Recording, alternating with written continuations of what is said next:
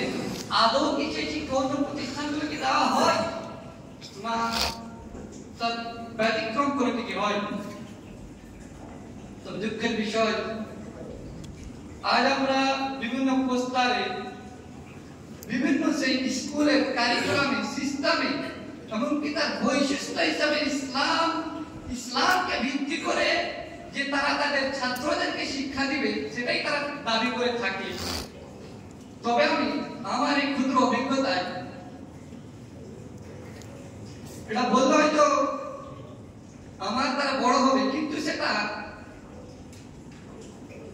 মানে একজন মিথ্যা রচনা হয়ে গেছে। মানে বিভিন্ন রচনা করছে এবং প্রত্যেক বছর আমার বাড়িতে শামসি এলাকায় থেকে শামসিতে প্রত্যেক বছর 2-3টা করে মানে স্কুল প্রতিষ্ঠান বৃদ্ধি হচ্ছে। ঠিক সামনে বছর আমি যা শুনলাম সেখানে আবার 2-4টা শিক্ষা প্রতিষ্ঠান মানে শুরু হবে এবং সেখানেও সেরকম ভাবে দাবি করে তারা তাদের ছাত্রদের সাথে আমিও এবং আমি একজন ছাত্র হিসাবে বেশি মানে ক্লোজলি তাদের সাথে মানে কথোপকথন করে আমি যতটা বুঝতে পেরেছি, ইসলাম তো দূরের কথা, তাদেরকে যদি বলা হয় যে ইসলাম সেখানে কি পড়ানো হয়, তবে কয়েকটা উত্তর দেবে। হ্যাঁ নামাজ পড়ানো হয়। 2, হ্যাঁ আমরা সূরা জানি, 2-4টা সূরা জানি, এটাই বলবে। এর থেকে তবে আমাদের একটি প্রশ্ন, ইসলাম কি এতই ছোট, ইসলাম কি এতই ক্ষুদ্র যে নামাজটাই একটা বাচ্চাকে স্কুলে নামাজ পড়িয়ে দেওয়াটাই সেটাই কি ইসলাম? এবং সে কোন রকম ভাবে সূরা পড়তে পারবে, কিছু দোয়া শিখে নেবে, সেটাই কি ইসলাম? ইসলাম কখনোই এত ছোট।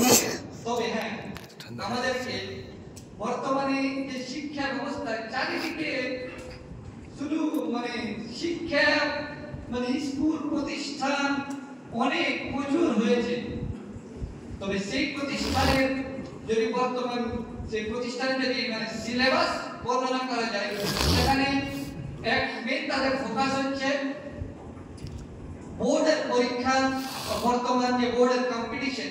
আমি যেখানে যেতাম সেখানে বলতো প্রতিযোগিতার সময় অন্যদের সাথে প্রতিযোগিতা করবে না করবে কিভাবে এগোবে। আমি শুনতাম, আমার অবশ্যই সেটাও করা প্রয়োজন, কিন্তু সেটা মানে এটা নয় যে আমাদের যেখানে ভিত্তি পৃথিবীতে যেই উদ্দেশ্য নিয়ে আল্লাহ রাব্বুল আলামিন পাঠিয়েছেন সেই ভিত্তিকে ছেড়ে দিয়ে সেটা অর্জন করেই শুধু পৃথিবীতে সে প্রতিযোগিতায় ভাগীদার হয়ে সেটাই কি সফলতা? সেটাই কি হতো? এবং এক ফলাফল সেখানে শিক্ষা দেওয়া হয়, নামাজ সূরা কিছু কিছু শিক্ষা দেওয়া হয়, এখানে নাই কোনো ইসলামের যে মূল কিছু বিষয় অন্যতম খুব গুরুত্বপূর্ণ, যেমন আকীদা, তাওহীদ, হাদিস, এগুলো শুধু ছাত্রদের জন্য নয়, আমাদের প্রত্যেক মুসলিমের জন্য জানতেই হবে। যদি না জানেন এর মানে এর ফলাফল কি হচ্ছে, না জানার কারণে একটি মানুষ নামাজ পড়ে, নামাজের দোয়া শিখলো, সে সূরা শিখলো, সে কিছু শিখলো,